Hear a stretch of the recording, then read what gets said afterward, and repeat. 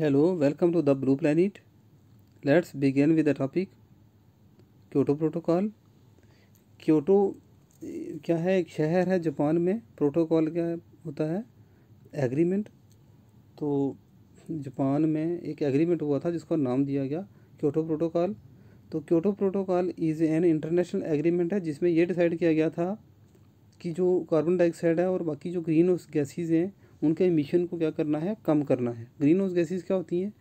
वो होती हैं जिनकी वजह से अर्थ का सरफेस टेम्परेचर क्या है, बढ़ता है। तो ये क्योटो प्रोटोकॉल को अडॉप्ट किया गया था क्योटो में, जापान में इन दिसंबर 11, 1997 में। और ये इन फोर्स कब हुआ, एंटर हुआ इनटू फोर्स ऑन 16 फरवरी 2005 में। तो ये क्योटो प्रोटोकॉल जो है ये क्या है, अर्थ समिट हुआ था 1992 में, उसका इम्पोर्टेंट हिस्सा है, उसका ये एक्शन है जिसको बोलते हैं United nation framework convention on climate change. उसका ये एक्शन है। अर्थ समिट को UNFCC बोलते हैं। इसके अलावा क्या बोलते हैं, रियो समिट भी बोलते हैं, रियो कॉन्फ्रेंस भी बोलते हैं, क्योंकि रियो जो है, रियो डी जेनेरियो ब्राज़ील में ये कॉन्फ्रेंस हुई थी 1992 में। तो इसकी वजह से इसको रियो कॉन्फ्रेंस भी बोलते हैं अर्थ समिट को। और ये इन्फोर्स में कब आई थी? 21 मार्च 1994 में।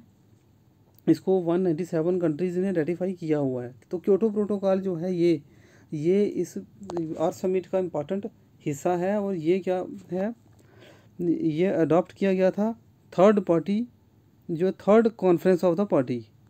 क्या कॉन्फ्रेंसेस मीटिंग्स होती रहती हैं जो है टाइम के साथ। अर्थ समिट की जो 1992 में हुआ था उसके बाद, तो जो क्योटो प्रोटोकॉल जो मीटिंग हुई वो कब, कौन सी हुई? थर्ड कॉन्फ्रेंस हुई। इसकी वजह से इसको बोलते हैं third conference of the party.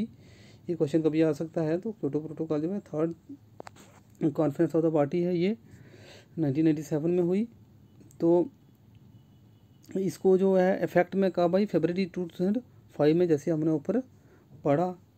तो इसमें COP क्या होता है, जो है कॉन्फ्रेंस ऑफ पार्टीज होता क्या है? ये एक सुप्रीम बॉडी होती है जो डिसाइड की गई थी अर्थ समिट में, कन्वेंशन में। और ये क्या बॉडी क्या करती है? हाईएस्ट डिसीजन मेकिंग अथॉरिटी होती है ये बॉडी, जिसमें अलग अलग कंट्रीज़ के, स्टेट्स की जो हैं रिप्रेजेंटेशन होती है इसमें कॉन्फ्रेंस ऑफ पार्टी में। तो इसमें अलग अलग कंट्रीज़ की रिप्रेजेंटेशन होती है सबकी। तो क्योटो प्रोटोकॉल में क्या है, 192 कंट्रीज़ जो हैं उन्होंने कमिटेड किया है कि वो रिडक्शन करेंगी ग्रीन हाउस गैसेज के एमिशन का by an average of 5.2% by 2012। By year 2012 तक कितना एवरेज रखा गया है टारगेट? 5.2%, जो कि लेवल कहाँ का है? 1990 में जो लेवल था वहाँ से का लेवल को बेस ईयर मानकर इन्होंने कहा कि इतना लेवल को बढ़ाएंगे, जो कि 29% बनता है वर्ल्ड के टोटल एमिशन का। इसी तरह से जो प्रोटोकॉल है, जो फर्स्ट कमिटमेंट जो पीरियड है वो कब तक है? 2008 से लेकर 2012 तक। और ये स्पेशली किसके लिए बाइंडिंग ट्रीटी है? ये डेवलप्ड नेशन के लिए, इंडस्ट्रियलाइज्ड जो नेशन है उनके लिए बाइंडिंग ट्रीटी है। तो इसमें कुछ ये इम्पोर्टेंट जो है टर्मिनोलॉजी भी यूज़ होती है, जैसे Annex 1, Annex 2, Annex B, non Annex 1 और LDC। ये क्या चीज़ें हैं? तो Annex 1 में कुछ डेवलप्ड कंट्रीज़ आती हैं, जैसे US, UK, Russia, economic transition जो यूक्रेन, टर्की और कुछ यूरोपियन कंट्रीज़ आती हैं। जो Annex 2 कंट्रीज़ हैं ये भी डेवलप्ड कंट्रीज़ ही आती हैं। ये Annex जो 1 का ही एक सब टाइप है ये। और ये वो कंट्री हैं जो प्रोवाइड करती हैं फाइनेंशियल सपोर्ट डेवलपिंग कंट्रीज़ को, ताकि वो ग्रीन हाउस गैसेस के एमिशन को कम कर सकें। Annex B कंट्रीज़ जो हैं ये इंपॉर्टेंट है, क्योंकि ये वो कंट्रीज़ होती हैं जो क्या, जिन्होंने फर्स्ट राउंड को, जो क्योटो प्रोटोकॉल का है, जो कि टारगेट है, कौन सा राउंड है, यह 2008 से 2012 तक है, उसको भी इन्होंने टारगेट को साइन किया है। और सेकंड राउंड जो शुरू हुआ 2013 से 2020 तक है, जो उसके को भी इन्होंने साइन किया। वो कंट्रीज़ हैं Annex B में आती हैं। इनमें जो है एमिशन की ट्रेडिंग, जो ग्रीन हाउस गैसेज एमिशन का जो है रिडक्शन है वो कंपलसरी है, बाइंडिंग है इन कंट्रीज़ पर। तो नॉन एनेक्स 1 कंट्रीज़ कौन सी हैं? ये वो वाली कंट्री हैं, ज़्यादातर लो इनकम डेवलपिंग कंट्रीज़ आती हैं इसमें, जो एनेक्स 1 का में नहीं है कंट्रीज़, वो हैं ये नॉन एनेक्स 1 कंट्रीज़। तो नॉन एनेक्स 1 इसीलिए बोलते हैं कि एनेक्स 1 कंट्रीज़ में ये लिस्ट में नहीं है, और इनमें कोई बाइंडिंग टारगेट नहीं है ग्रीन हाउस गैसेज एमिशन का।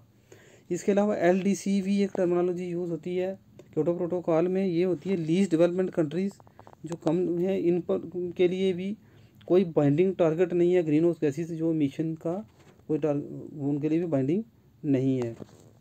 तो जो क्योटो प्रोटोकॉल हुई थी इसमें 6 गैसेज ग्रीन हाउस गैसेज हैं जिनको कम करने के लिए क्या है टारगेट इनके लिए सेट किया गया था। ये कौन कौन सी हैं? Carbon dioxide, methane, nitrous oxide, hydrofluorocarbon, perfluorocarbon और सल्फर हेक्साफ्लोराइड्स। कभी क्वेश्चन आ जाता है कि वो 6 कौन सी गैसेज थी, तो ये इंपॉर्टेंट है याद करने के लिए। इसके अलावा यूरोपियन यूनियन ने भी प्लेज किया था कि वो ग्रीन हाउस गैसेज के एमिशन के रिडक्शन को 8% जो है वो कम करेगा ड्यूरिंग दिस पीरियड, जो 2012 तक का पीरियड है उसमें। और इम्पॉर्टेंट एक पॉइंट ये है कि यूनाइटेड स्टेट ने भी क्या है इस एग्रीमेंट को ड्रॉप आउट कर दिया था 2001 में, और उन्होंने ये बोला था कि ये जो ट्रीटी है ये अनफेयर है, अनइक्वल है, क्योंकि ये सिर्फ डेवलप्ड नेशन है, इंडस्ट्रियलाइज्ड नेशन है, उनके लिए रिडक्शन जो टारगेट है दिया गया हुआ है, जिसकी वजह से साथ में ये क्या है इस तरह की जो है ये US की इकॉनमी पर इफेक्ट डाल सकता है, ये क्योटो प्रोटोकॉल का जो टारगेट है इस वजह से इन्होंने इसको क्या किया ड्रॉप आउट कर दिया था यूनाइटेड स्टेट ने 2001 में।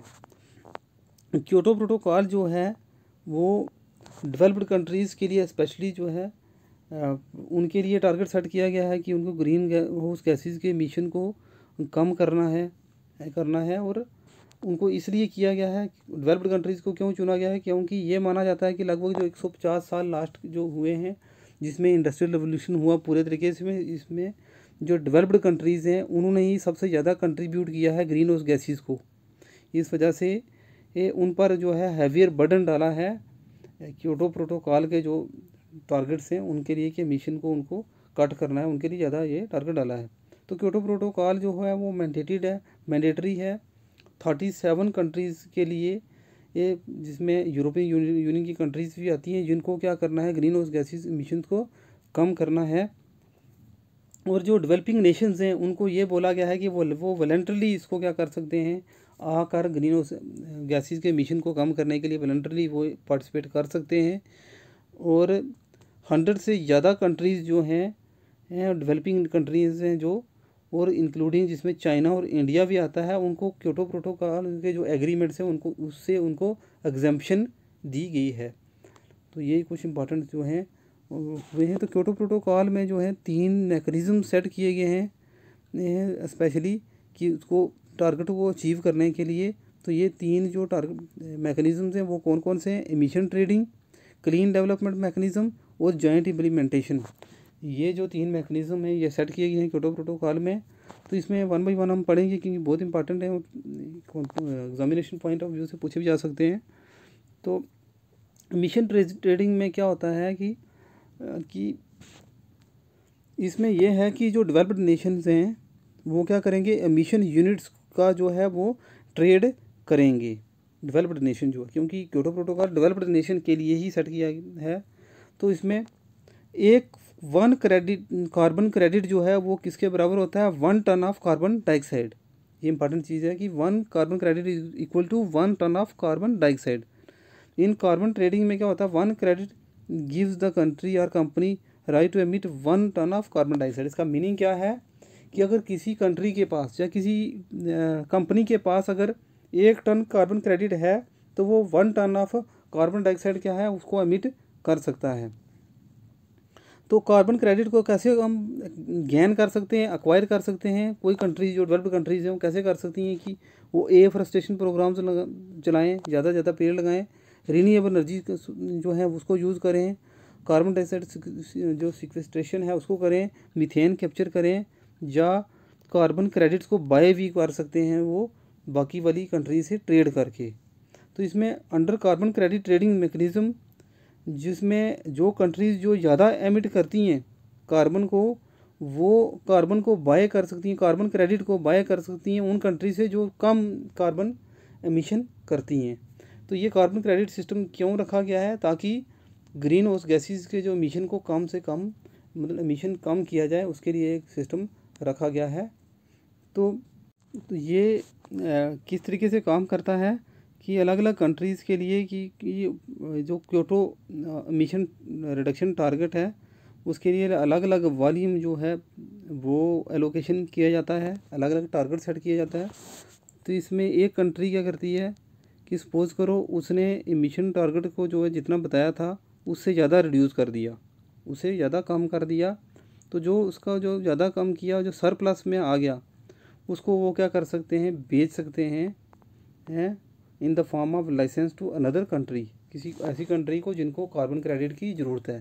सपोज़ करो किसी कंट्री के लिए 50 का टारगेट था कि मिशन रखना है, लेकिन उन्होंने मिशन कर दिया सिर्फ 40 तक पहुंचा दिया, कि सिर्फ 40 टन जो है ही एमिट किया, तो ये 10 क्रेडिट उनके खाते में आ गए।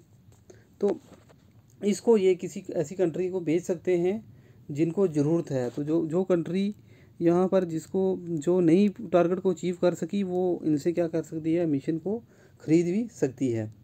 तो ये जो क्रेडिट्स का जो वैल्यू क्या होती है इंटरनेशनल मार्केट में, वो अलग अलग वो बोली जैसे लगाते हैं, इस तरीके से होती है, या फिर जो मार्केट प्राइस होता है डिटरमाइन करता है, जैसे शेयर मार्केट में, उसके हिसाब से फिर ये ख़रीदा और बेचा जा सकता है। तो टाइप्स ऑफ कार्बन ट्रेडिंग जो है दो तरह की होती है, एक होता है इमिशन ट्रेडिंग और दूसरा होता है ऑफसेट ट्रेडिंग। तो इमिशन ट्रेडिंग इनको हम क्या बोलते हैं, कैप एंड ट्रेड भी बोलते हैं, जिसमें क्या करता है कि emission trading allows country to sell unused emission, ऐसी कंट्री जिनके पास क्या है कार्बन क्रेडिट है वो यूज़ नहीं कर रहे, तो दूसरी कंट्रीज़ को जिनके का टारगेट जो है वो एक्सीड कर गया है, जिन्होंने ज़्यादा एमिट कर गया है, उनको ये बेच सकते हैं। इसको बोलते हैं एमिशन ट्रेडिंग। तो इसमें जो कंट्रीज़ गेन कर देती हैं कार्बन क्रेडिट को, कैसे करती हैं, वो रिफॉरेस्टेशन प्रोग्राम करती हैं, या जॉइंट इम्प्लीमेंटेशन प्रोग्राम करती हैं, प्रोजेक्ट लगाती हैं, या क्लीन डेवलपमेंट मैकेनिज्म करती हैं, जो अभी हम आगे पढ़ेंगे। दूसरा जो होता है वो होता है ऑफसेट ट्रेडिंग, जिसको कार्बन प्रोजेक्ट और बेस लाइन और क्रेडिट ट्रेडिंग भी कहते हैं। इसमें क्या होता है कि एक कंट्री जो क्या करती है, कोई डेवलप्ड कंट्री होगी जो वो कार्बन क्रेडिट्स को जो है अर्न कर सकती है थ्रू इन्वेस्ट करके किसी प्रोजेक्ट में मनी अपना पैसा लगाएगी, ये जिसको बोलते हैं कार्बन प्रोजेक्ट। तो जिसकी वजह से जो इमिशन है वो लेस होगा, ग्रीन हाउस गैसेस का इमिशन कम होगा, और उससे उनका क्या होगा, जो कार्बन जो क्रेडिट है वो गेन होगी।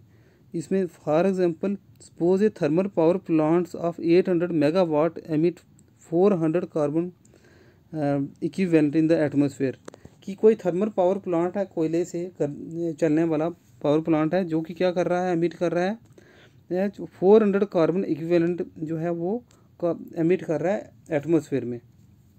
तो अब क्या है कि जिस कंट्री को कार्बन क्रेडिट चाहिए वो क्या करेगा, उतना ही 800 मेगावाट का विंड एनर्जी प्लांट लगा देती है उस कंट्री में, इंस्टेड ऑफ जो थर्मल पावर प्लांट की जगह वो विंड पावर प्लांट वहाँ पर लगाती है। तो ये जो 400 कार्बन इक्विवेलेंट जो निकल रहा है वो क्या हो जाएगा, कम हो जाएगा। तो उस कंट्री में जो कंट्री यहाँ पर जो है विंड प्लांट लगाएगी, उसकी क्रेडिट में क्या चला जाएगा, ये कार्बन क्रेडिट हो जाएगा। जिसको बोलते हैं ऑफसेट ट्रेडिंग जो है ये होती है, जिसमें ऑफसेट कार्बन ट्रेडिंग इसको बोलते हैं। तो नेक्स्ट आता है क्लीन डेवलपमेंट मैकेनिज्म, जिसको बोलते हैं CDM भी बोलते हैं। CDM जो है इसमें एक इम्पॉर्टेंट चीज़ होती है कि इसमें डेवलप्ड नेशन जो हैं वो डेवलपिंग नेशन में प्रोजेक्ट को लगाते हैं। तो ये क्या है, कैरिड आउट होता है इन डेवलपिंग कंट्रीज़ में होती है। तो इसमें the emission saving that are achieve through CDM project are certified that certified emission reduction और can be credit to the developed nation. तो इसमें जो डेवलप्ड नेशन है, जो इंडस्ट्रियलाइज्ड नेशन है, वो किसी डेवलपिंग कंट्री में प्रोजेक्ट लगाएंगे और उनको क्या मिलेगा, फिर सर्टिफाइड एमिशन रिडक्शन होगा, जो कि फिर उनको उनकी फेवर में क्या है, क्रेडिटेड हो जाएगा। तो डेवलप्ड कंट्री क्या करती हैं इसमें है कि कोई डायरेक्टली और इनडायरेक्टली प्रोजेक्ट लगाकर या परचेज़ करके कार्बन क्रेडिट को ये सिस्टम चला सकती हैं। अगर हम हाइपोथेटिकली एक चीज़ सोचें कि सपोज़ करो ऑस्ट्रेलिया क्या है, एक डेवलप्ड नेशन है, वो अपना पैसा क्या करता है इन्वायरमेंटल बेनिफिट के लिए इंडिया में लगाता है। जैसे सोलर पावर प्रोजेक्ट लगा दिया, इंडिया डेवलपिंग कंट्री है तो ऑस्ट्रेलिया क्या है, डेवलप्ड कंट्री। डेवलप्ड कंट्री एक डेवलपिंग कंट्री में कोई प्रोजेक्ट लगा रहा है, जैसे सोलर या विंड पावर प्रोजेक्ट लगा रहा है या एफॉरेस्टेशन प्रोग्राम चला रहा है, तो इसके थ्रू क्या ऑस्ट्रेलिया क्या कर सकता है, कार्बन क्रेडिट्स को क्या है अर्न कर सकता है। तो नो इट शोज द, इससे क्या पता लगता है, ये जो अर्न क्रेडिट है की वजह से वो क्या कर सकते हैं, क्योटो का जो टारगेट्स होते हैं उनको क्या है अचीव कर सकते हैं। अगर उन्होंने एमिशन ज़्यादा कर दिया है तो क्योटो को वो अचीव कर सकते हैं। तो इसमें क्या होता है कि अगर डेवलप्ड कंट्री है एक, तो उन्होंने क्या करना है, उन्होंने क्या कर दिया कि कार्बन ग्रीन हाउस गैसेस का एमिशन ज़्यादा कर दिया, तो उसके केस में क्या होगा कि वो किसी तरह का फाइनेंशियल असिस्टेंट लगा के, फाइनेंशियल सपोर्ट करके डेवलपिंग नेशन में क्या कर सकते हैं, जैसे सोलर एनर्जी, विंड एनर्जी, कोई पावर प्लांट लगाकर वो कार्बन क्रेडिट को गेन कर सकते हैं। तो जिसकी वजह से जो क्योटो का जो कोटा है जो उनके लिए सेट किया गया है उसको बराबर कर सकते हैं विदाउट वायलेशन। किसी क्योटो का जो वायलेशन कोटा है उसके वायलेशन के बगैर ही वो टारगेट को अचीव कर सकते हैं। सपोज़ करो एक डेवलप्ड नेशन है, उसका क्योटो कोटा कितना है, 100 कार्बन क्रेडिट्स है, तो वो क्या कर सकता है, 100 tons of carbon dioxide he emit कर सकता है। लेकिन वही डेवलप्ड नेशन अगर गलती से 110 tons of carbon dioxide emit कर गया, तो जिस मीन्स के उनका जो 10 कार्बन क्रेडिट्स है वो ज़्यादा, वो लॉस हो गया उनका, वो ज़्यादा एमिट हो गए। तो उस वजह से क्या है, उनको क्योटो कोटा वायलेशन कर दिया उन्होंने। इस चीज़ को करने के लिए क्या करते हैं, वो कार्बन क्रेडिट्स को अचीव करने के जो लॉस हो गए उनसे, ये कि उनको पेनल्टी ना पड़े, इसके लिए वो इन्वेस्टमेंट करते हैं डेवलप्ड नेशन किसी डेवलपिंग नेशन में है। और फिर क्या करते हैं, जैसे solar power plants, afforestation program चला कर कुछ चीज़ें करके वो जो लास्ट हो गए उनसे कार्बन क्रेडिट उनको क्या कर सकते हैं, अचीव कर सकते हैं और पेनल्टी से बच सकते हैं। ये चीज़ की जाती है। दूसरा जो तीसरा चीज़ आता है वो है जॉइंट इम्प्लीमेंटेशन। जॉइंट नाम से ही हम समझ सकते हैं कि यहाँ पर दोनों की दोनों जॉइंटली डेवलप्ड नेशन का नाम आता है, जिनको हम खासकर क्या बोलते हैं, एनेक्स बी कंट्रीज, जो दोनों जो पीरियड हैं उनको इन्होंने साइन किया हुआ है, उन कंट्रीज़ के लिए ये टारगेट है। तो इसमें क्या होता है कि एक डेवलप्ड नेशन जो है दूसरे डेवलप्ड नेशन में किसी तरह का प्रोजेक्ट लगाता है, फाइनेंशियल प्रोजेक्ट लगाता है अनदर डेवलप्ड कंट्री में, और फिर क्या करता है, उसको कार्बन क्रेडिट मिलता है बाई रिड्यूसिंग द एमिशन को रिड्यूस करके। तो इसमें जो होस्ट कंट्री होती है उसको तो कार्बन क्रेडिट नहीं मिलता, कार्बन क्रेडिट उसको मिलता है जो बाहर दूसरा डेवलप्ड नेशन जिसने प्रोजेक्ट लगाया होता है उनको यहाँ मिलता है। लेकिन होस्ट कंट्री वाली जो डेवलप्ड कंट्री होती है उसको क्या फ़ायदा होता है कि वो उनको फॉरेन इन्वेस्टमेंट मिलती है और टेक्नोलॉजी ट्रांसफ़र भी होती है। ये चीज़ें, दो चीज़ें उनको मिलती हैं। तो ये क्योटो जो मैकेनिज़म्स है इसमें कंट्रीज़ के लिए क्या क्राइटेरिया होता है कि क्योटो मैकेनिज़्म कौन कौन सी कंट्रीज़ करती हैं, वो कंट्री जिन्होंने क्योटो प्रोटोकॉल को रेटिफाई किया है वो वाली, और ख़ासकर कौन सी कंट्री, एनेक्स बी कंट्री, जिन्होंने दोनों अब जो है टारगेट जो रखे हुए हैं पीरियड उनको किया हुआ है। और इसमें कंट्रीज़ करती क्या हैं कि वो अपने नेशनल एमिशन बजट को भी चेक करती हैं कि कितना हो रहा है, ग्रीन हाउस गैसेज इन्वेंट्री वगैरह भी बनाती हैं और कार्बन एमिशन यूनिट्स वगैरह जो हैं और कार्बन क्रेडिट्स वगैरह उनका सबका हिसाब किताब भी करती हैं इसमें। तो वो कंट्रीज जो हैं ये फॉलो करती हैं। तो Kyoto some important facts of Kyoto protocol. अब क्या है कि कुछ इंपॉर्टेंट फैक्ट्स हैं क्योटो प्रोटोकॉल के, कि जब हम कम्पिटिटिव एग्ज़ाम देते हैं तो उसमें कुछ क्वेश्चंस इंपॉर्टेंटली पूछे जा सकते हैं। तो उसमें क्या क्या फैक्ट्स हैं, एक तो क्योटो प्रोटोकॉल जो है वो कब हुआ था, अडॉप्ट हुआ था 1997 में। इंडिया ने जो रेटिफाई किया था, अप्रूव किया था सबसे पहले जब किया था तब था 26 अगस्त 2002 में इंडिया ने किया, पहली बार रेटिफाई किया था। और क्योटो प्रोटोकॉल जो है वो 1997 में हुई थी, लेकिन इन्फोर्स में कब आई, फरवरी 2005 में। इसकी कितनी कंट्रीज़ ने हिस्सा लिया, 192 कंट्रीज़ ने। यूएसए ने कभी भी रेटिफाई नहीं किया क्योटो प्रोटोकॉल को, कनाडा ने भी इसको विदड्रॉ कर लिया अब 2012 में, इसको इससे बाहर चला गया है। ये क्वेश्चन आ सकता है कब किया, 2012 में कनाडा ने, किस कंट्री ने किया, ये भी पूछ सकते हैं। और इसका गोल क्या है क्योटो प्रोटोकॉल का, कि जो ग्लोबल वार्मिंग हो रही है, जो करने वाली जो ग्रीन हाउस गैसेज हैं उनको कम करना है, उनकी कंसनट्रेशन को कम करना है। तो क्योटो प्रोटोकॉल में हमने पहले भी पढ़ा कि 5.2% करना था, टारगेट था भाई द ईयर एंड ऑफ 2012, और बेस ईयर रखा हुआ है 1990 के लेवल तक का लाना है, जब उस ईयर में जितना था उतना। तो Kyoto protocol is based on the principle of common but differentiated responsibilities. ये सब के लिए है लेकिन अलग अलग रिस्पॉन्सिबिलिटीज़ के साथ कंट्री, ये है क्योटो प्रोटोकॉल। तो ये क्योटो प्रोटोकॉल ही क्या है, ये ग्लोबल ट्रीटी है binding green house emission gases के लिए, क्योंकि मॉन्ट्रियल प्रोटोकॉल में जो क्लोरोफ्लोरोकार्बन के लिए हुई थी, जो अर्थ समिट है वो ऑलरेडी बायोडाइवर्सिटी और चीज़ों की सब के लिए हुई थी। क्योटो प्रोटोकॉल स्पेशली किसके लिए हुई है, ग्रीन हाउस गैसेज एमिशंस को कट करने के लिए। तो क्योटो प्रोटोकॉल में जो हैं वो 2 कमिटमेंट पीरियड्स हैं, जैसे एक है 2008 से 2012 के बीच का था, और दूसरा 2013 से 2020 तक है। जो सेकंड कमिटमेंट पीरियड है वो 2012 में इसकी एग्रीमेंट हुआ है, दोहा अमेंडमेंट में है, और वो शुरू हुआ है। और इस एग्रीमेंट में क्या टारगेट रखा गया था, 144 कंट्रीज़ ये इसकी जब करेंगी इसको साइन, तो फिर क्या होगा, ये शुरू हो जाएगा, और वो टारगेट अब पूरा हो चुका है।